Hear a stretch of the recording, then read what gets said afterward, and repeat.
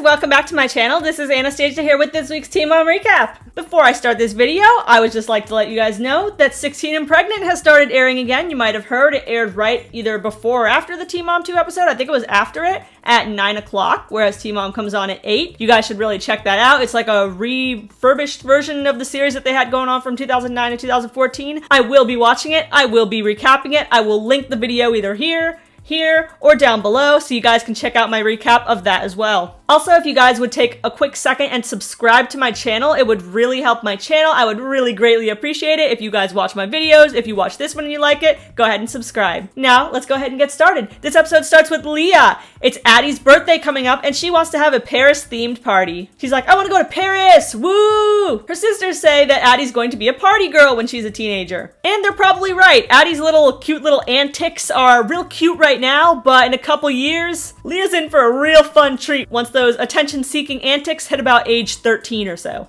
Leah calls Jeremy. They don't want to rush Addy between parties this year, so they decide to do the parties together this year. Kale's mom called her again off camera and said, I love you, please stop shutting me out. But I guess Kale has that new iPhone 12 where you can smell things over the phone, because apparently she smelled alcohol on her breath and determined that she was not sober. Because I don't know how else Kale would determine that from her voice alone. Kale says she isn't interested in talking to her mom because she's not sober. She does want to go to Texas soon though to visit her friend Sterling, and also her sister Michaela who lives there. She hasn't spoken to her sister in a long time, and she's afraid to introduce her kids to someone who isn't permanent. Isn't permanent, I don't know, Chris? Guess he doesn't count because he has sex with her. Devon had Nova for the day, but Briana discovers that he lied about taking her alone. She says this so ominously, by the way, as if Devon took Nova out for lunch with Casey Anthony. But no, it was just her grandma on Devon's side, so Devon's mom. She's annoyed that Devon's family seems to come around when they feel like it, which I guess offends her because her keepers, Roxanne and Brittany, are literally around her 24/7 to make sure she doesn't do some dumb shit. So she can't understand,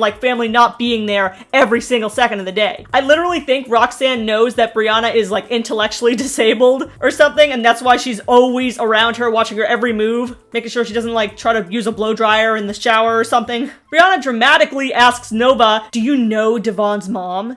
And Nova's just like, yeah, I know her. She's totally fine with it. Probably a disappointment to Briana that she can't start drama now. Chelsea picks up Aubrey, who immediately demands to be taken to the phone store. Chelsea's like, I'm approving whoever you add on that phone. If you want to add your other dad on there, that'd be fine, I guess. That's actually her tone of voice. Super reluctant, emphasis on the other dad. As if Aubrey needed Chelsea's permission to put Adam in her phone in the first place. Chelsea rents out her salon space. She also gets some house space because she literally just kicked everybody's asses out. Well, damn. Some spicy drama went on off camera, of course, that unfortunately MTV did not capture. So here's the tea, as told by Jade. Jade and her mom both noticed cocaine residue on the counter and called out Sean. Sean's like, nah, fam, that's Christy's. Then Jade gets a text from her dad. Her dad and her mom had a hidden camera in their room, and it caught Sean going into Christy's room and planting crack pipes in their drawers. What in the hillbilly hell is going on here? First, all these unemployed individuals had time and money to set up hidden cameras like this is Dr. Phil or some shit, yet they don't have time and money to get a job or pay rent, respectively. Second of all, why would Sean bother to plant drugs in her room rather than just flush them down the toilet? No, he had to get spiteful with it. He wanted their asses out and him to stay. Probably wanted to convert that bedroom into his video game room or man cave or whatever. So what had happened was her dad and Sean then got into a physical fight while Sean yelled, I'm gonna kill your dad, Jade. Jade says she somehow got pushed onto the stairs, basically on top of her dad and Sean while they were physically fighting. Christy called the cops and Jade kicked all of them out. My god, where were the MTV cameras for this? Y'all can film all these dumb birthday parties for children and a child getting a cell phone, but you can't get this juice? Jade cries about the situation and says she feels like her daughter deserves better. Yeah, and so do you, actually. Hot ass mess, bro. Jeremy talks with his friend and says, yeah, me and Leah get along now. Co-parenting with Leah is much better than hooking up. Why the fuck you lying? Why you always lying?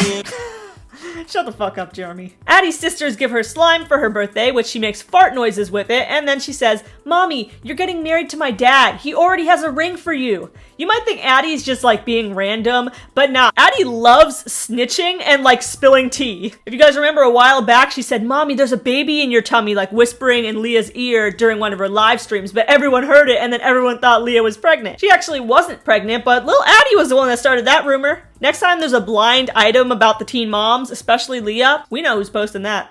Kail bought plane tickets to Dallas and invites her sister. Isaac is confused because he apparently overheard Susie's phone call with Kail, and Susie wailing, "You're my only child, Kail, and you won't talk to me!" And Isaac's like, "I thought you were only child." So now Kail has to explain that her dad was hoeing around with other women, so none of her sisters are her mom's kids. Aubrey apparently makes enough allowance to buy a damn iPhone because she's buying the phone herself. Like, can I please be Chelsea's child? There's like $700 in $1 bills spread over Chelsea's counter, and it's quite a sight to see. It's like probably more than Pharisees on stage after her strip shows. Devon wraps a present for Nova's birthday, like really badly wraps it and says, "Well, that's that." But that's part of the charm, I guess. It reminded me of Christmas morning at my own house. You could always tell which presents my dad wrapped because they were so shittily done, like literally just go like this and put tape on it. Devon's family is coming to the party. He says he doesn't always keep in touch with his mom, but she wants to see Nova again. While she's busy, he knows where her heart is at. Briana is not pleased about this, and her thought is, this woman has been missing for 8 years. Why now?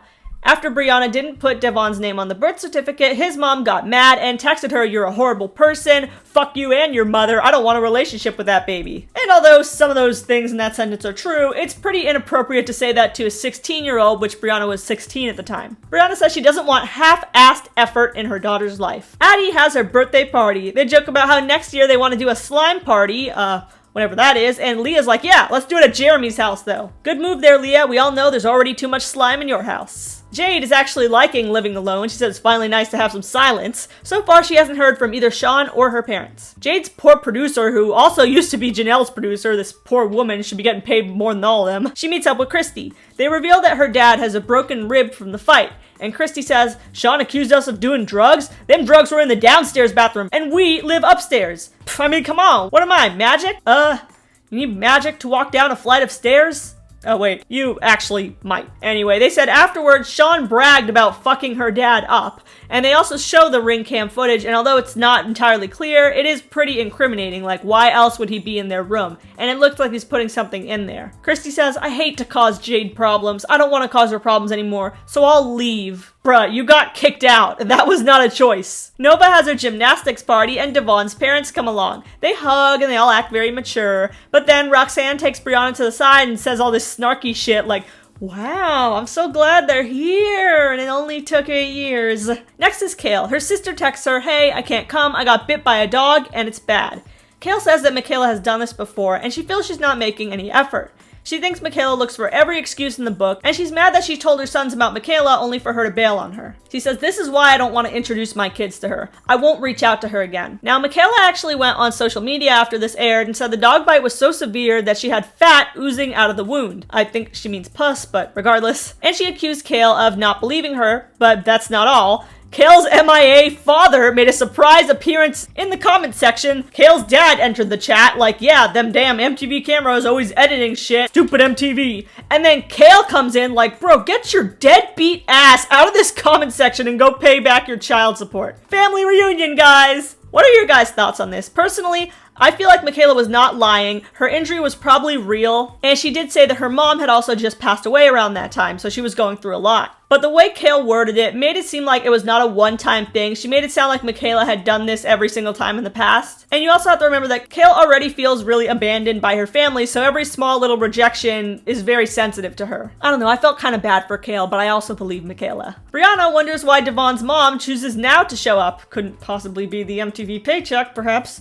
Briana goes up to Devon and tells him they need to stick together and continue showing up for things. Kristen, the producer, meets up with Sean. Sean insists that he's not on drugs, but doesn't sound too convincing about it. He says the only thing he went to their room for was a phone charger, and he didn't plant anything. He says, "Why would I do anything to fuck that situation up? Free rent, free food." I don't know, Sean. Why would you? because free drugs wasn't on the list. He says, our worst decision was letting Christy stay there. I should be able to see my daughter now too. What's your guys' thought on this, by the way? My opinion, they're probably all on drugs, like maybe even Jade, but I do believe that Sean did plant those drugs in her room because he did not sound very convincing here. If he was accused of something he did not do, you know he'd be pointing at that video being like, look at this, does that look like crack pipes? That's a phone charger. I wasn't carrying this when I went in the room, and he would be like more insisting because he's an angry person, and I think if he was actually accused of something he didn't do, he would stand up for himself, right? But here, he just sounded very defeated to me, and that's why I think he's lying. Also, why would Christy and her dad have a camera set up in their room if he wasn't acting kind of sus beforehand, you know? Unless it's just their meth paranoia, I don't know. Jade's parents finally meet up with Jade. Christy says she didn't like being blamed for the drugs, and she knew it was Sean.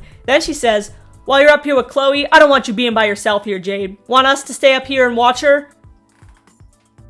The audacity of this bitch! Like, was that supposed to be a little finesse to get back into the house? Like, oh, you can't be alone with your daughter. Might as well just let us all move back in even though we weren't watching your daughter the first time around. For once, Jade doesn't fall for it, and she just says, where are you gonna go if you stay around here? And there's a pretty long, awkward silence. Like, oh, you weren't gonna let us move back in. Okay. Jade thinks all three of them are liars and addicts, and that it's miserable to live around drug addicts. And that's all for this episode of Teen Mom 2. Do you think that Sean planted those drugs? What should Jade do in this situation? Should Briana let Nova's grandma hang around? Should Kail believe her sister Michaela? Go ahead and leave a comment down below and make sure to subscribe for more Teen Mom recaps every week, and also check out my 16 and pregnant recap for this week.